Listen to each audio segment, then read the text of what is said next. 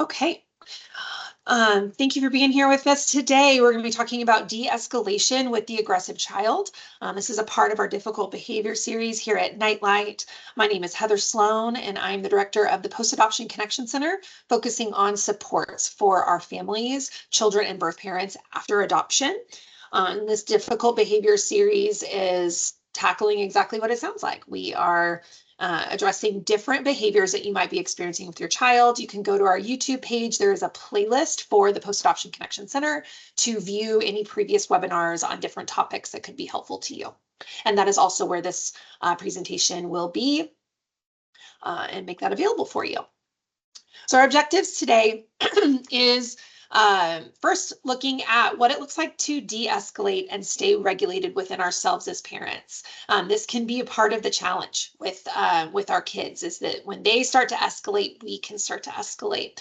So I want to start there today. And then we'll move on to talking about some different TBRI models that are helpful with de-escalation. We'll talk about the use of these de-escalation techniques with various types of aggression. And then we'll end with talking briefly about the crisis wave model. We won't have time today to watch about a 14-minute video that describes the crisis wave, but I will send that to anyone that's viewing the presentation today. And if you're looking at this later on YouTube, we'll have it in the notes so that you can view that video as well and learn about the crisis wave model, which I think is really helpful, especially with prevention and being able to spot the signs of our child starting to escalate. I want to start with a disclaimer. I am going to be putting some attention on you as the parents today, and that is not to shame or blame you. Relationships are two-way, so we are dealing with the emotions and the trauma that our child are bringing at us. It is inevitable and human that we have our own emotional reaction to what is happening. So that is why I say try not to take on any shame or blame.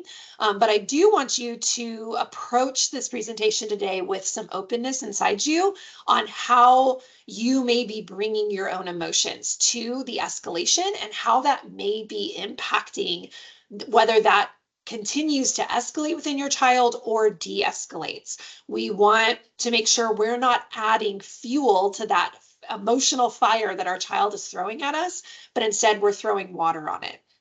And so we're going to talk a little bit about that today. And I just want to invite you to think about that with honesty, but also with compassion and grace on yourself, and remembering that you are human, you have your own emotions. It is hard to stay calm when somebody is coming at us. And we'll talk a little bit about why that is and how you can combat against that within yourself, which we'll go ahead and start with that, what de-escalation and regulation can look like for you. So as I mentioned, your child is getting triggered by something and going into their fight, flight, or freeze mode. And with our aggressive children, typically we're not getting the flight or freeze, we're unfortunately getting the fight, whether that's verbal or physical. And so something that has made them afraid, insecure, or feel out of control, and that's triggering that fight response in them. They're starting to come at you, which is going to trigger your own fear, insecurity, or feeling out of control. Again, this is normal and human.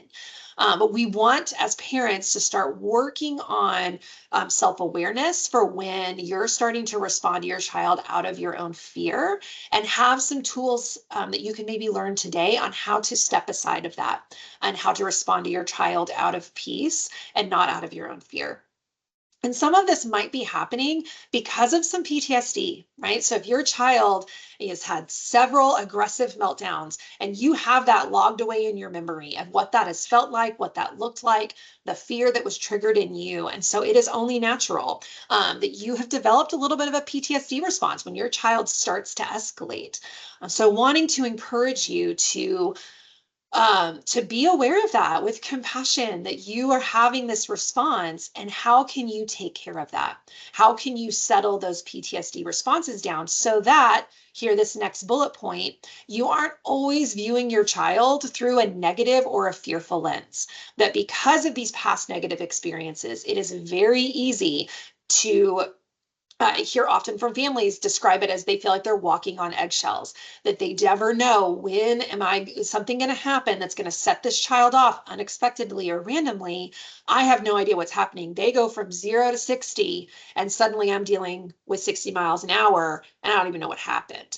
Then because of these past experiences, that lens that gets set up in front of your eyes is negative and fearful. And so every behavior that your child is exhibiting, your fearful side starts to take over of, is this going to become a meltdown? What this is going to be this. Here they are lying again. Here they are manipulating again, which might be true. It might escalate. They might be lying. They might be manipulating, but they also might not be. And so when we're constantly viewing our child through that lens, all we see is that negativity. So wanting to find ways of removing that lens in a way that doesn't leave you always vulnerable to the escalation and the meltdown that's coming, but also so that you're not always assuming the worst out of your child. Because what that does is that calls that child to always act the worst, right? Why should I behave better when they always think I'm behaving badly? So why should I even try? I'm just going to do exactly what they're expecting or accusing me of anyway, right? And it's very easy to slip into that mode and that pattern and cycle with our children. Wanting to be aware of your own triggers, right? Your kids can find them. They know how to find those buttons to push. So if you're aware of them, then you can sidestep, you can prevent, or you can respond in a better way when they do push those buttons. Especially if they are looking for ways to distract you away from whatever the original situation is, right? The meltdown and escalation has started because you've asked your child to do something they don't want to do. You've asked them to engage emotionally in ways they don't feel comfortable doing or they feel afraid of or don't know how. And so they're trying to distract you away from that by knowing, hey, if I make this comment, if I do this thing, then this parent is going to get distracted away, right? So when we're aware of our own triggers, then we cannot allow our children to distract us away from what's really needing to be focused on in that moment. So how do we do this? We do this through self-care. And I know that we can easily kind of roll our eyes when we think self-care because everybody talks about it nowadays, right? But it's real, right? And it can look like a couple of different things. One of the best is to talk to somebody to get those fears, your own insecurities, your own feelings of out of control, your PTSD responses, your triggers, all of those things that kind of build up in you when your child is escalating in their behavior. Getting it outside of you is a way to process, right? Holding it inside keeps it there and it continues to grow and fester in negative ways. So we've got to get it out of us. One great way to do that is therapy. Seeing a therapist for yourself that you can process through with somebody that is safe, that is removed from the situation, that can help you focus on the way that these interactions with your child are making you feel and how do you find healing in yourself so that you can continue to show up as a better person in that relationship and to your family, to your spouse, to others in your life. Talk with a friend, talk with your spouse.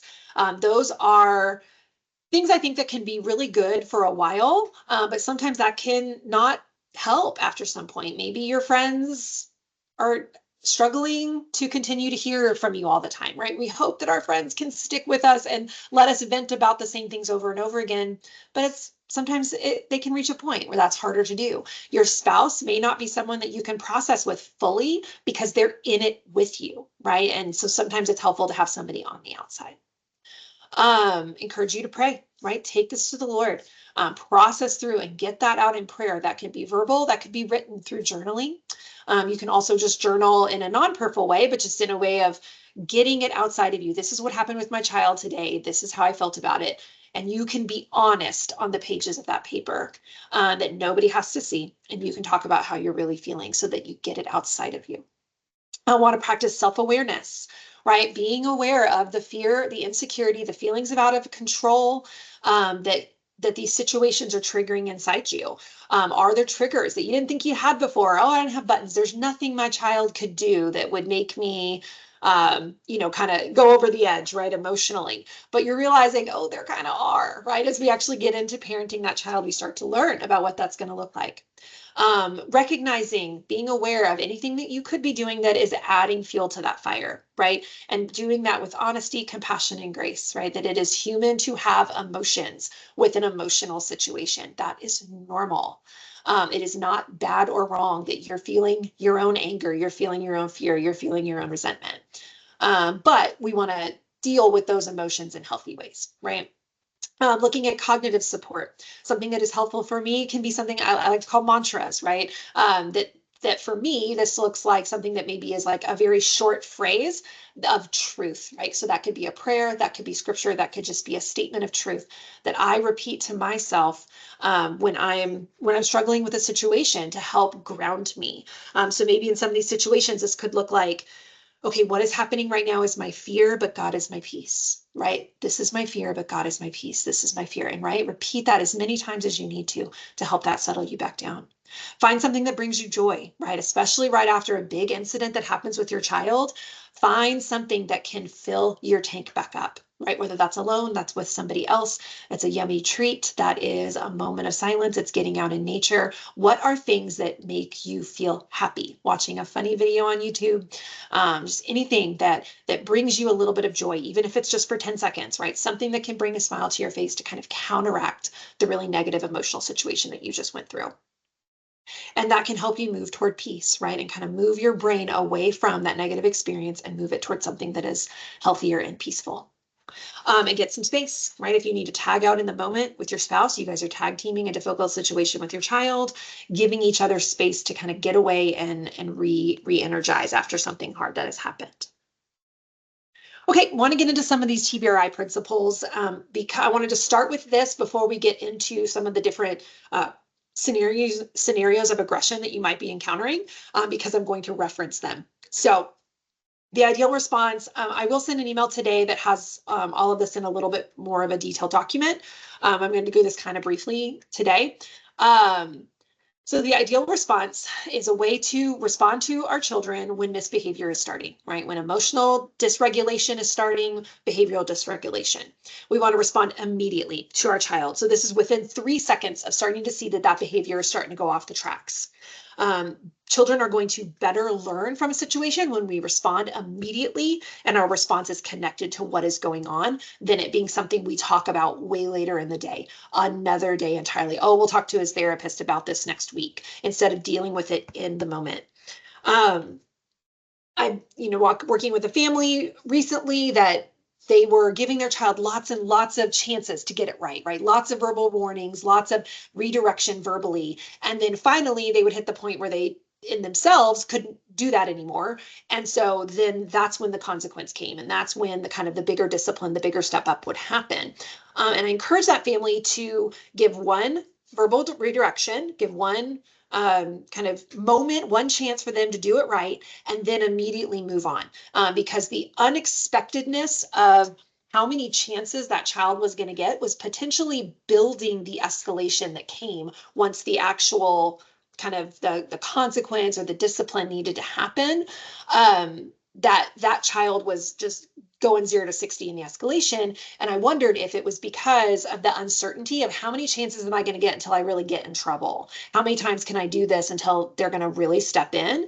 But if they start to create it a more consistent, you get one and then we do it and it's happening immediately, that started to take some of the escalations down quite a bit once the family actually had to step in and get a little bit more of kind of a consequence or a redirection of what was happening.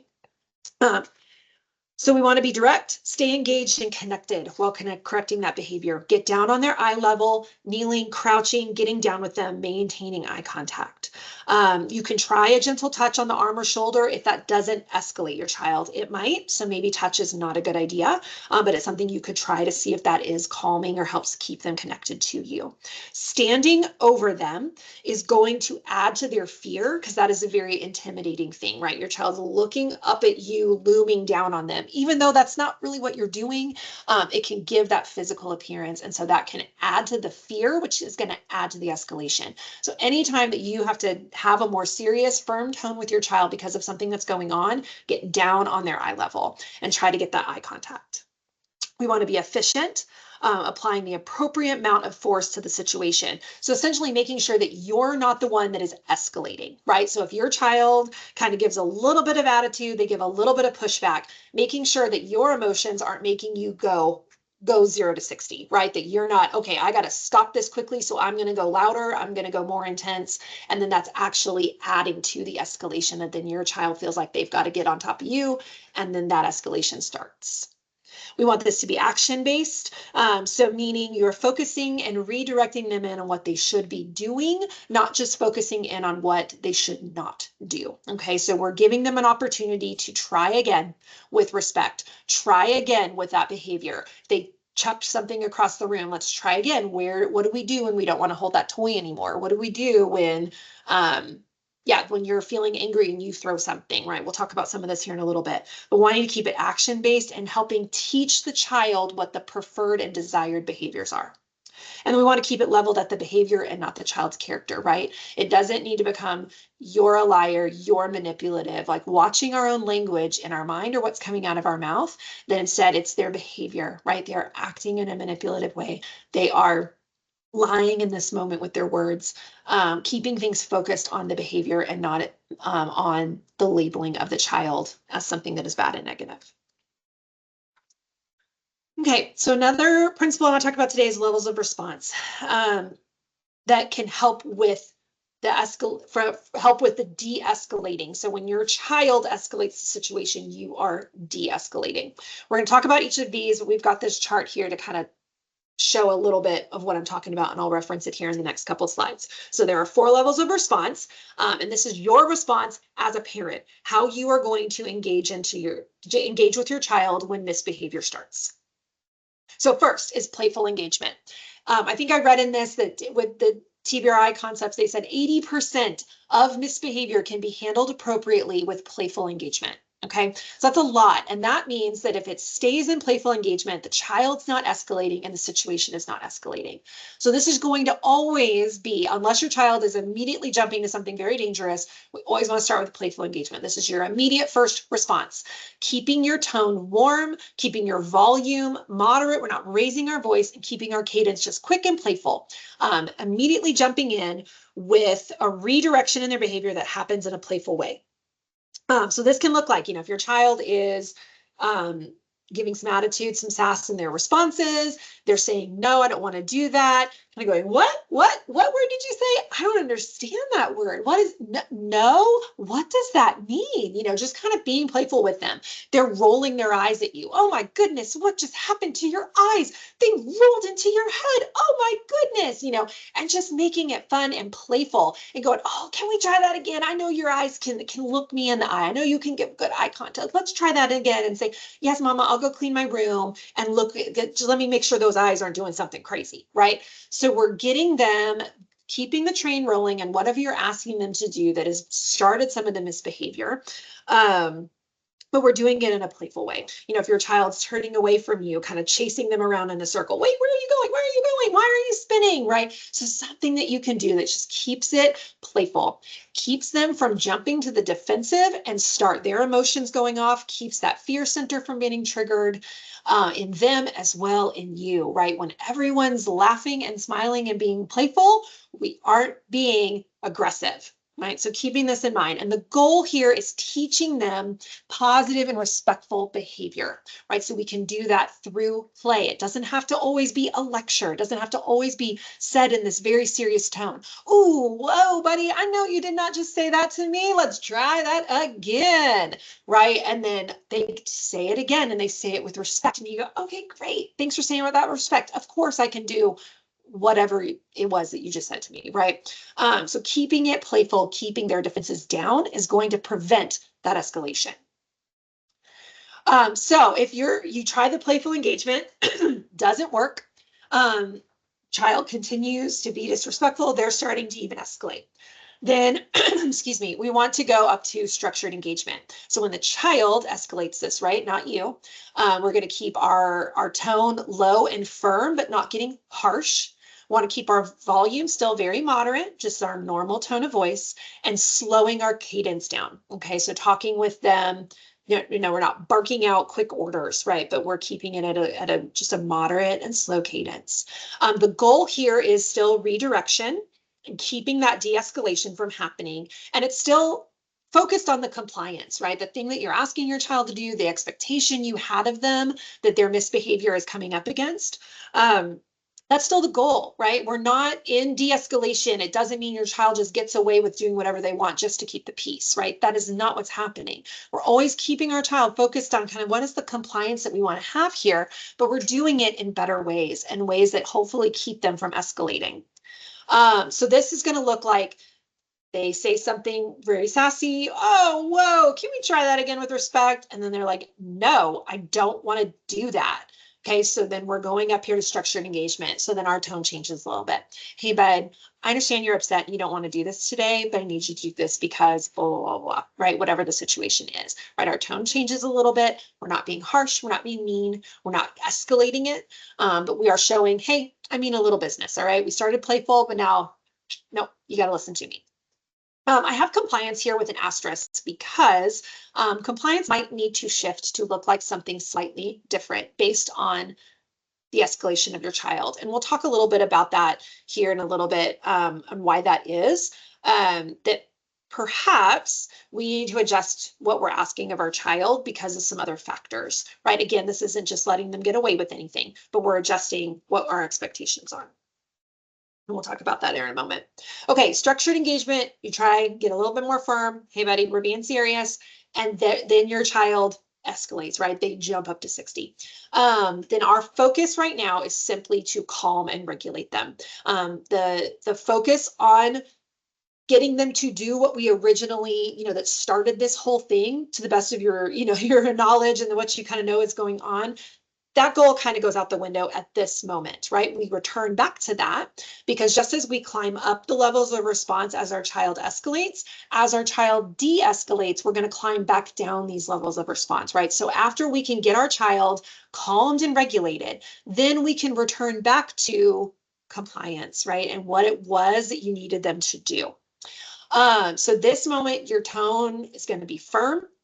You're going to get a little bit more intense in your volume, but not yelling, not getting louder, but you're getting a little bit more intense. And you're really slowing that cadence down, right? When their emotional center is going on and they are fully dysregulated, it is hard for them to hear. So sometimes they just literally don't even understand what you're saying because you're talking too quickly. Your own emotional response is making you speed up. So we're going slow. Buddy, I can see you're really mad now. Okay. Sounds like you need some space. We need to all calm down, right? And we'll talk about some ways to kind of guide them into that, but we're slowing down our cadence in the way that we talk to them. The focus again is on calming them down. All right. There is no logical brain online. There is no point in trying to get compliance in that moment. We get them calm and then we can move on to whatever the issue was and getting the compliance that we needed for whatever was going on. If the calming and all of these different techniques, and we'll talk about some more as we go forward, is not working, and they're going into really out of control, right? This is where we're getting into not just aggression, but really getting into violence, right? This is kind of upping a level, and we're going into protective engagement, okay? So the goal here is simply safety for them and safety for others. You want to give them a lot of space, but still remaining close by, right? We're not leaving the house, maybe not even leaving the room. Maybe you're stepping out to the hallway a little bit where you can still see them. Maybe you're stepping out of the way, especially if your child's throwing things and there's kind of a danger to bodies. You could step, out of the corner of the door, kind of out of the doorway, but you're still staying present so you know what's going on there. So the goal here is simply safety and giving them the space that they need and the help that they need to really start to get out of that safety issue, back down to where we're focusing on calming, back down to whatever was going on to started the whole thing. I'm going to ask you to avoid restraining your child, especially when you are not trained to do so. Restraining can very easily and even fatally, even fatal to the child. So we want to avoid restraining them just because they're throwing a tantrum, just because they're throwing stuff across the room. Bodies are more important than things. And we'll talk about that here in another moment. Do not restrain them just because they're trying to throw a lamp, right? We can lose the lamp. We can let the lamp get thrown against the wall and we'll deal with that when everyone's calm again. But we're wanting to protect bodies, yourself from getting hit with something and the child from what could happen through that restraining over something that isn't, if they have a weapon and they're charging at somebody, that's a little different. Even then, you're wanting to restrain them until people are safe and then you're wanting to get your hands off them. Okay, restraining can actually add to the escalation as well, right? If they feel like they're being restrained and held in, then they're going to start fighting even harder. That animal instinct is going to come out of them even stronger.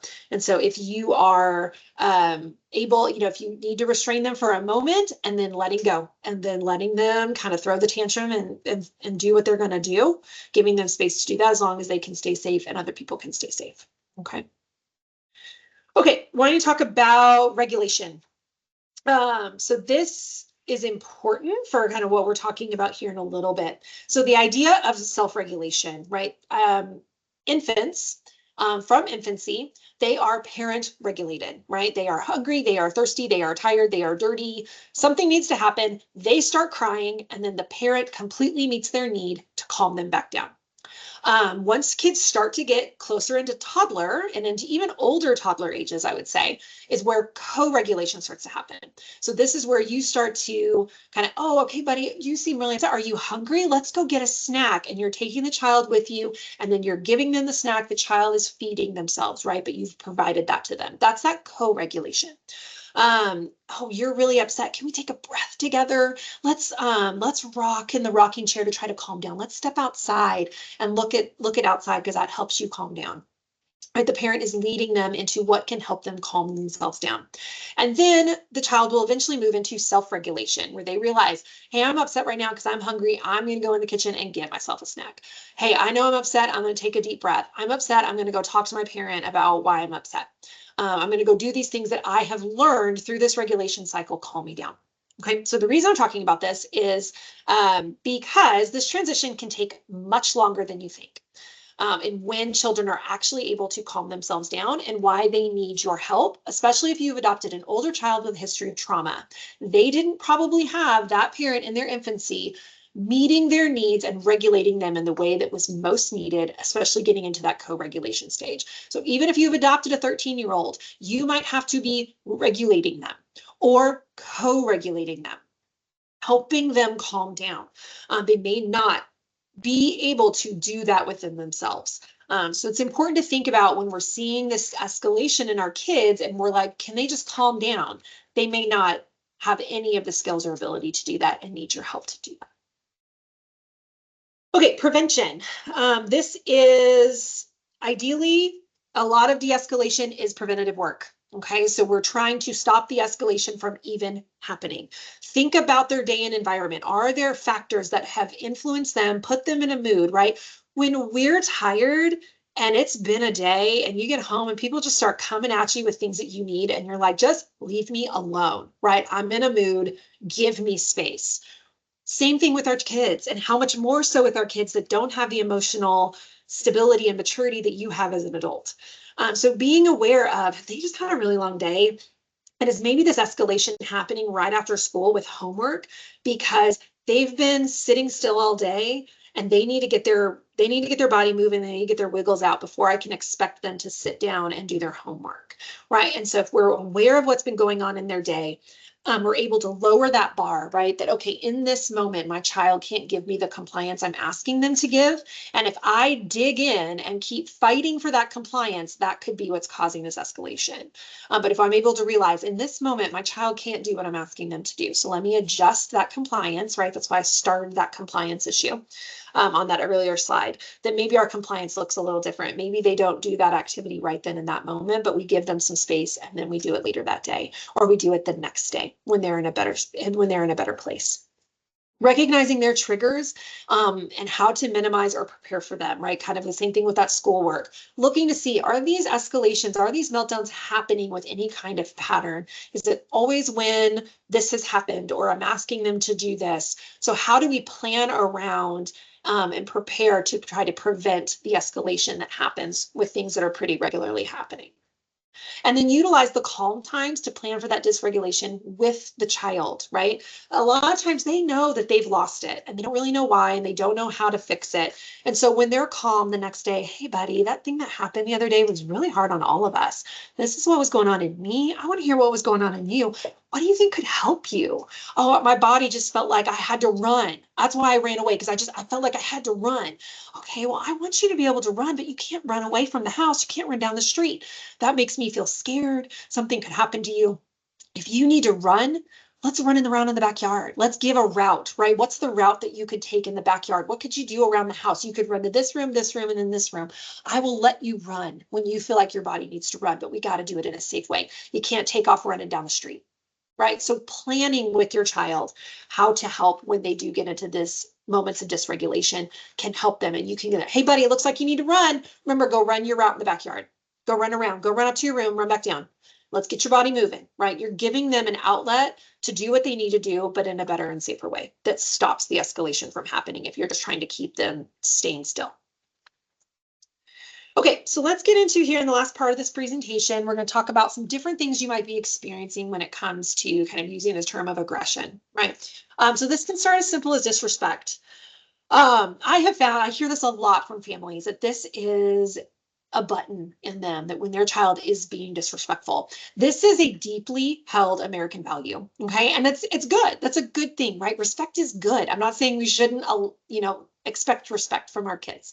We shouldn't expect it. But it is definitely a skill that is typically taught well from a very young age, right? Children have to learn how to be respectful. And when your child has come to you from a hard place where you're pretty certain nobody was sitting there teaching them how to show respect, then keep that in mind, that if they're in your home and then you're getting so upset because they're not giving the respect that they should be giving to you, recognize that as a teaching moment. And how do you stop and go, hey, bud, I need you to give respect. And that's what this looks like. Can you try asking me again with these words? Can you try again doing this with your body? Hey, I see you're being a little disrespectful right now. And if you can't give me respect, I'm going to just give you some space for a moment. And when you're ready to ask me again with respect, I'll come back and we can talk about that. And we can do this again with respect. And this is what that looks like, right? Continuing to teach them. And especially if you've adopted a kid at an older age, they have years of not knowing how to do this. So it's going to take a while for that to get inherently grained into their bodies and their minds. So giving them lots of teaching time to learn what respect looks like. So in their body, right, that this can look like rolling their eyes, turning away from you, not giving eye contact when you're asking them to do that, standing there like this, or kind of, they've got like this stance that shows that they're looking like they're ready to fight. So starting with playful engagement, if they're not giving you eye contact, they won't look at you, they're ignoring you, go, oh my goodness, are your eyes orange? Oh, what happened? What happened to your eyes, right? And they're going to instantly go, what? Right? They're going to look up at you and you're going to go, oh my goodness, your eyes aren't orange. Oh, thank goodness. Or you can keep the playfulness going. They are orange. How do you think that happened? What is going on? Did you eat a lot of carrots? Right? Keeping it playful. You've got them logged back into you in interaction, and then you can switch it back to, hey, buddy, remember I just asked you to take the trash out, right? And you were trying to ignore me. Can we do this? Can we try this again? Right? Do you need some help? You can always ask me to help you take the trash out. I'll walk with you. I'll walk with you to push that can out into the driveway. You want me to go with you? Let's make it a game. Let's see who can run to it faster. Let's do this funny and silly dance, getting over to the trash can and pushing it down the driveway, right? We're getting compliance. That's the goal. Your child is still putting the trash out at the end of the street. But it's okay that it's being done in a slightly different way. I know it would be easier for you to just go, hey, kiddo, take the trash out. And they just go and do it with a joyful heart and they come back, right? That's the goal. That would be ideal. Sometimes we can't expect that with our kids. And so we maybe need to adjust the plan a little bit and do this with them for the bigger picture, which is staying connected to them and getting the compliance that we need. Utilizing that ideal response, right? That we're responding immediately when your child starts to give that body disrespect. Oh, bud, hey, I see you're turning away from me. Hey, I see you're ignoring me. Right, we're doing this really quickly. We're being direct and we're coming at them.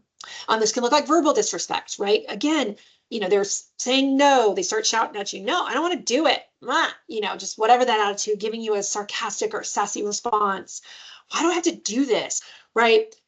We're ideal response. We're responding immediately, direct, efficient to what's going on. We're not the ones escalating it, but keeping things playful. Start there with playful engagement so that one moment of disrespect doesn't become an hours-long tantrum.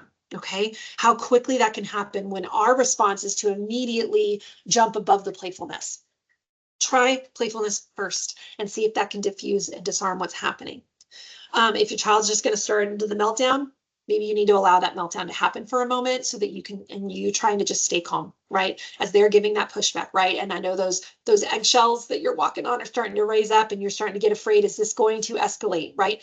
But allowing them to be upset about whatever it is you're asking them to do, they're saying no, you're staying calm, trying to keep them calm and still working toward that compliance. Talking to them about what it looks like to accept no. Hey, bud, I know sometimes we can do what you're asking. Sometimes you don't have to do this, but sometimes we have to do it. This is a day where we have to do this. Okay, I see that you're mad about that. Hey, bud, I don't really appreciate the disrespect that's happening right now. Can you try again? Can you try again with more respectful words? Do you need a compromise? Can I give you choices? Hey, bud, I know you don't want to start getting ready for bed, but it's time to do that. Which do you want to do first? Do you want to put your pajamas on? Do you want to go brush teeth? Do you want to read a book first? We can switch up the order, right? It's switch up the bedtime routine. Giving them choices so they feel like they are getting to have control over what's going on, but we still get compliance, even if it's done in a different order than we normally would do it. Looking for compromises. Hey, bud, okay, I asked you to do this. No, I'm watching this show. Okay, do you want to ask me for a compromise?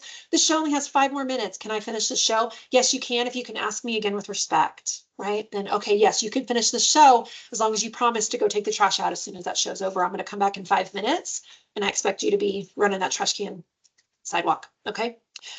So allowing some compromises to come in. Okay, verbal aggression. Okay, sometimes this looks often like insults, right? This child just starts lobbing everything they can at you, saying everything they can to hurt you and push your buttons.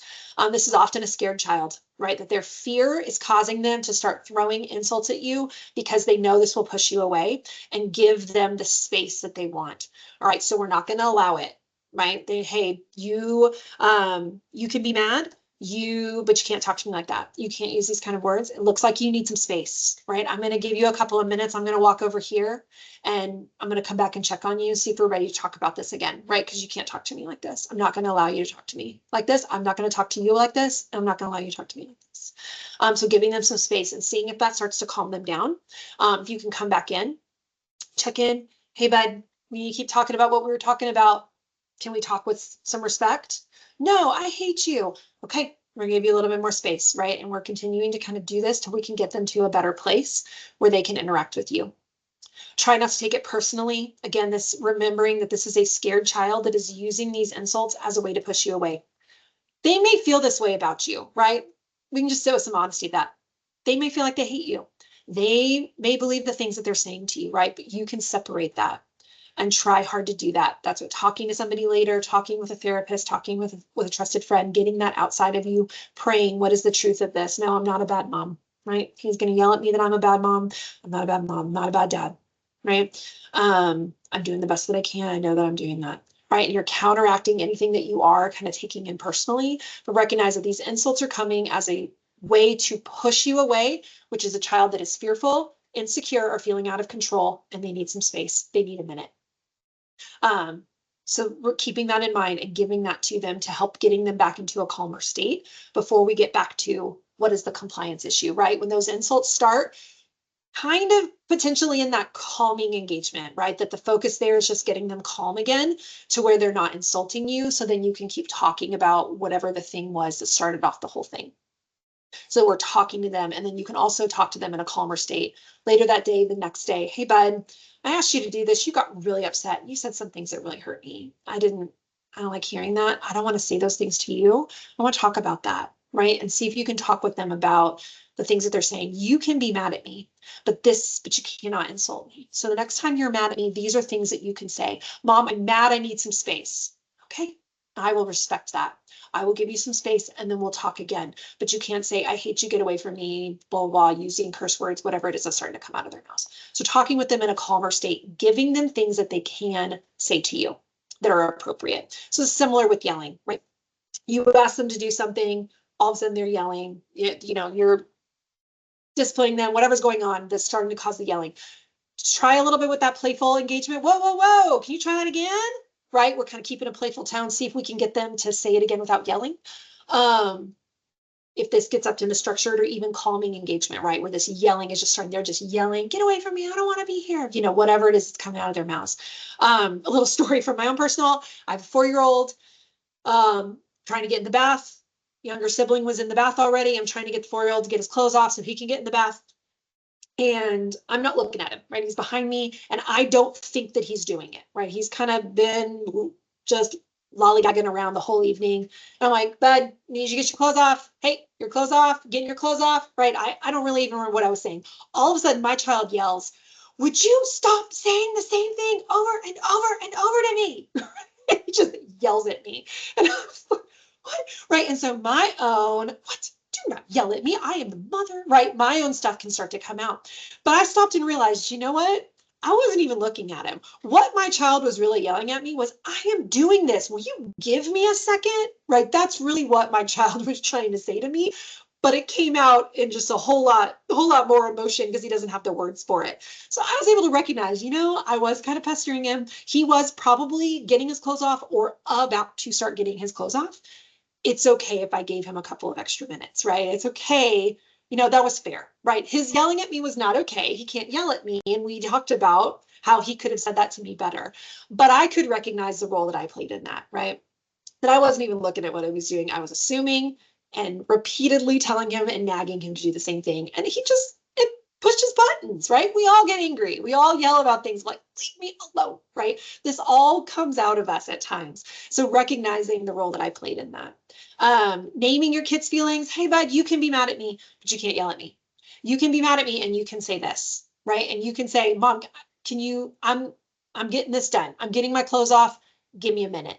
I'm doing it, Mom. Give me a second, please. Stop saying the same thing over and over to me, right? Giving them alternative ways to express what's going on with them that isn't yelling. And being aware of what, is there a fear, an insecurity, or feeling out of control that's being triggered in your child that's causing that big of an emotional reaction to come out of them. Okay. We're gonna go here just a couple more minutes. Talking about physical aggression. So this can look like throwing things. This often looks like throwing things. Something to stop and consider. Are they throwing something in an offensive way or in a defensive way? Okay, so offensive is they're grabbing something because they want to attack and harm you.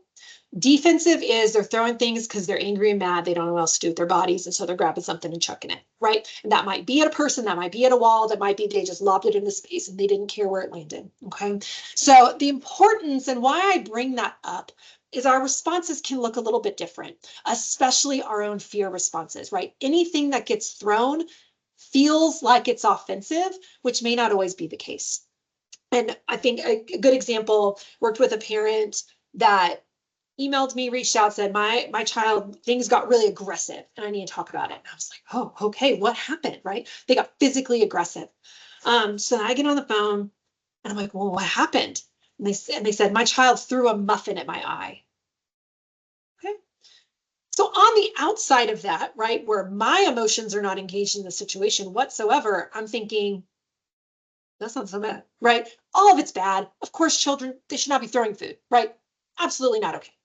And I also know the bigger context is this parent had seen some other things that was triggering their fear center. So anything that was being thrown, even if it was something soft, right, that can't actually cause damage to anything or really probably anybody, is seen through that fear lens of all that this person knew was my child was trying to harm me. Maybe, but probably not, right? If they were actually trying to harm you, they would have grabbed something that would be harmful, right? But this felt like more of a defensive throw. They were mad and upset about whatever was going on. They were starting to escalate. They grabbed their food, they threw it, right? They weren't thinking, I'm going to try to blind my parent. I am going to try to seriously harm them, right? So that lens that we might be seeing our child through, especially with these actions of aggression, thinking about, is this offensive? Are they just attacking to try to harm? Or are they defensively responding? So sometimes throwing things can often be defensive, right? That this is a indication that they need some space. They feel threatened. Their fear center has been triggered, whether or not you did anything to trigger that, right? Especially our kids with histories of trauma, they jump right to fear very, very quickly. So giving them some space to see if they're able to calm down, right? And that fear center can start to settle. Those emotions can start to settle. That logical brain can come back online. and see if they start to calm down or if they're continuing to just grab and throw and grab and throw at you. Bodies are more important than things. I said this earlier. So again, I know that it's easy for me to say, 'cause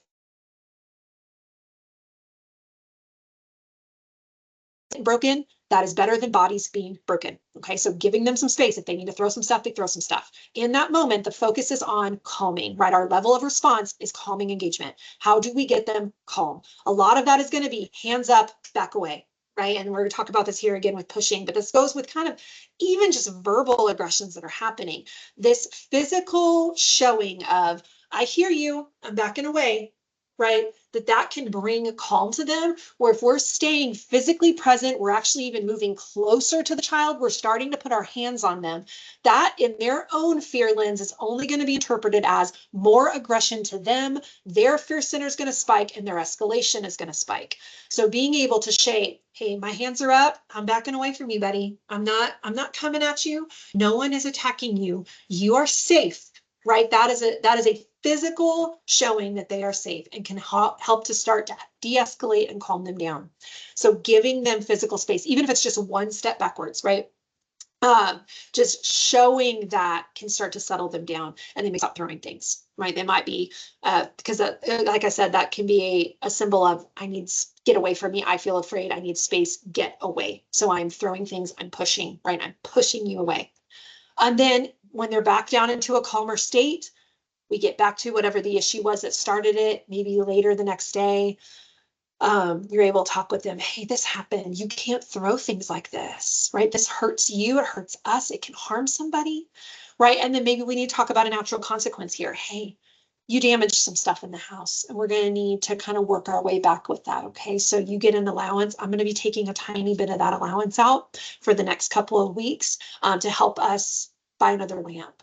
Right. And then maybe you go to the store with me and we pick out that new lamp together so that, you're bringing that connection back in, and it also connects to what they did, right? That they're the one that damaged the item. There's anything in your home that you would be emotionally crushed if it gets destroyed, get it out of the house. Get it, not out of the house, but just get it out of the way. Get it somewhere where your child can't get their hands on it in a fit of escalation and aggression. Okay. You need childproof your house in a way, especially if something that's really going to upset you if it gets destroyed. Maybe we get some cheaper lamps because then, hey, if they get broken, it only costs us $5 anyway. We got it at Goodwill, right? And maybe it's not the most aesthetically pleasing for our decor, but that's what works until my child starts to work through these issues of aggression and we're in a better place. Pushing, most often this is going to be defensive, right? That if they are physically trying to harm you, then those attacks, those offensive attacks are going to look a little different. That the pushing is that back off, get away from me. You need to give me space, right? Let's not be within arm space of our kids when they're starting to get aggressive and they're starting to escalate. Get back, hands up, back away. Recognizing that child feels fearful, right? So when that physical aggression is coming in, that fight response is clicked on. That fight response comes because they are afraid, they are insecure, or they feel out of control. So thinking about what is it that is making my child feel this way and how can I make them feel safe, feel secure, feel back in control to help with that calming down. So again, that levels of response is going to be kind of jumping right to that calming. How do we get our kid calm? We don't keep pushing in with the compliance issue. No, you got to go do this. You got to go clean your room. You got to, whatever it was, it started the thing. You got to go do your homework, go sit down, do your homework when they're that dysregulated, right? So we're just calming, we're getting them back down. And once they're calm, we can get back to the compliance issue, right? They don't get out of the compliance, right? The escalation does not stop them from ever having to do the thing that they were asked to do. But maybe that doesn't happen right in that moment because it's just not going to happen, right? Realistically. So if you continue to push for that as a parent, it's only going to continue to escalate the situation. So we need to focus on calming. Okay, just a couple more slides here and then we'll start to wrap up. Hitting and kicking, again, this is kind of some of these similar principles of what we just talked about. Is this offensive or defensive, right? If we are in arms or legs distance from them, that we can get hit or kicked, we need to back up. We are too close, and that is escalating the child. So back out of there. What is making them feel afraid, insecure, out of control? Give them space, hands up, back up. Focus on calming. Maybe we're doing some more structured, right? Like maybe that you said, hey, bud, I need you to go do this thing. No, and they hit, right? They instantly hit you. That's kind of more the structured, right? But it's still, let's get outside of hands and arms length of them can stop the hitting and the kicking, right? We get a little bit, give them a little bit of physical distance. And then if they start running at you to continue hitting you, that's where we're looking at something that might be a little more offensive and like, okay, what is really going on here? We'll talk about that here in just a moment. Biting and scratching. This is typical for toddler aged children. Okay, so if you do have a child in your home that is around that age or within, I would say up to even 4 and 5, this can still be somewhat typical, right? And the reason it's typical is because they don't know how to express their emotions in appropriate ways. And so it comes out in biting, scratching, hitting, scraping at you. I feel this massive emotion. I feel upset. I don't know what to do with that. And so I'm biting, I'm scratching, I'm hitting. It's not okay, right? But it can be typical in those ages. So we're typically working on how do we redirect them? How do we give them better ways to express their emotions, especially when they're in a calmer state? Looking for patterns for when this might be happening. Do they always respond in this way whenever you're asking them to do certain things? An important thing with the age, if you're seeing biting and scratching in older children, we want to think about what their actual age is versus what their developmental age is. That maybe they're 10 years old, but whenever they do get emotional, they act like a toddler. Then biting and scratching is going to come out because that is what is more typical of that age. So just recognizing, right? It doesn't make it okay. It doesn't mean we let it happen, but recognizing that this is could be a kind of typical response for a child of that age. So we want to work on ways that we would with toddlers, right? In redirecting that behavior, looking for better ways to express their emotions, giving them healthier and safer things to do with their hands, right? Hey, I know that when you get mad, you do something with your hands. Can you punch this pillow? Can you grab this pillow and go, can you grab your stuffy? And maybe we have one stuffy that is just for them to just twist and move and rip around and punch it a little bit, right? Giving them something to do that is healthier and safer until we can start to gain some more of the emotional maturity to where they don't always have to do something with their hands. If the goal is just stopping doing something with their hands, that may not be a realistic goal for them. We might need that intermediary step of doing something with their hands that is healthier and safer for that moment as they start to progress out. Okay, violence. So when that physical aggression is really jumping over into offensive, right? And using their physical body. So this is violence using their physical body, right? So they are attacking you, they are coming at you, they are punching, they are hitting, they are coming at you. This is protective engagement, right? So we are keeping everybody safe, doing everything that we can do to keep everyone safe, avoiding restraining where we can, giving them space, backing up, getting away from them. Using very little words, right? You're mad right now.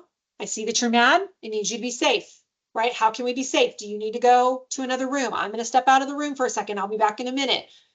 Trying to give them few verbal instructions, but focusing in on the safety. If you are experiencing this level, right, this is really going into areas of violence where it's offensively coming at you. Let's talk and get a little bit more detailed into what's happening. And I'll give you some information here in the next slide on how to connect over that. And then we may be moving into a level to contact 911 or the police. This is going to be physical body as well as with weapons, right? If they're, and talking about ways with safety planning, but contacting 911 and police. Okay, so my blanket statement with this, if you feel unsafe, then certainly let's get 911 and police involvement. I do want to also encourage you to think about that offensive versus defensive question, right? And if your child is attacking because you are staying physically close to them, because you are within arm's distance, because you're trying to restrain them, and that's why you feel unsafe, police involvement may not be something that's needed in that moment. It may simply be giving them space, backing away from them, not restraining, only restraining if you have to for a very, very short amount of time, like a minute, till they calm down a little bit, and then letting go of them, giving them a chance to try to calm down.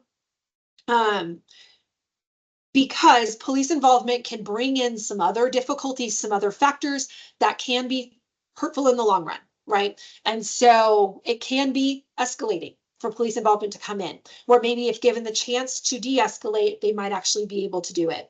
Just because they're in the room yelling and screaming and kind of kicking and running around for an hour doesn't necessarily mean that we need to get police involvement. If they're staying generally safe to themselves and safe to other people, right? Giving them the space to have that tantrum, checking in on them, they will run out of steam, and we can kind of handle once they get down to a more calmer state. And we didn't need police involvement in that. But possibly you do. So again, but going back to my blanket statement, if you feel unsafe, absolutely get police involvement, call 911, get some professionals to come in to bring safety to that situation.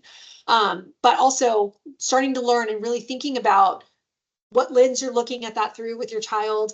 Are they throwing something small that actually isn't harmful that we don't need to escalate the situation by any police involvement, or is there a real safety issue going on? And then we do.